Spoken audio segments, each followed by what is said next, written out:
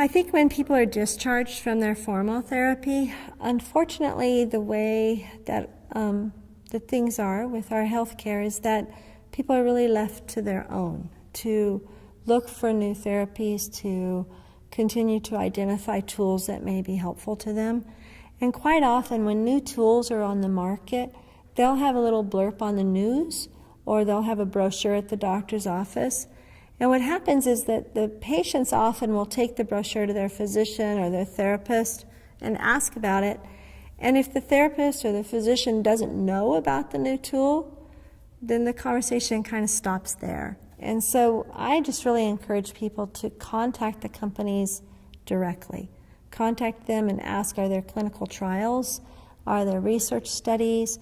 Which hospitals in my neighborhood, in my area, are utilizing this tool? So for instance, if a patient here in the San Francisco Bay Area calls a company, they could say which hospitals. And they can call that therapy department specifically and say, I would like to use this tool. How do I get enrolled? How do I get involved? A lot of therapy departments have private pay basis now, but also what people don't realize is that their insurance can provide them with additional therapy every year, as long as improvement can be noted. And so if they have the opportunity to use a new tool that demonstrates improvement, their insurance may cover the cost of that rehab period. So there's a lot of new things coming out on the market, and they're very, very exciting, cool tools. And now in the last 5-7 years, we've really seen a lot of new tools coming onto the market.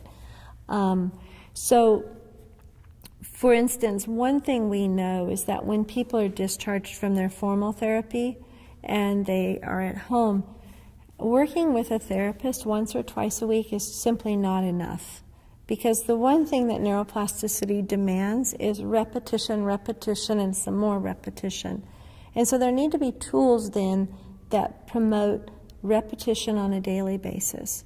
So for instance, there are new ankle orthoses that are no longer rigid, but they're very dynamic. They're modeled after some of the artificial limbs for amputees.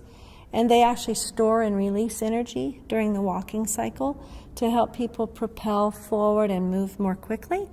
And we know that when people can walk more quickly, they engage other parts of their brain that promote ongoing changes in plasticity.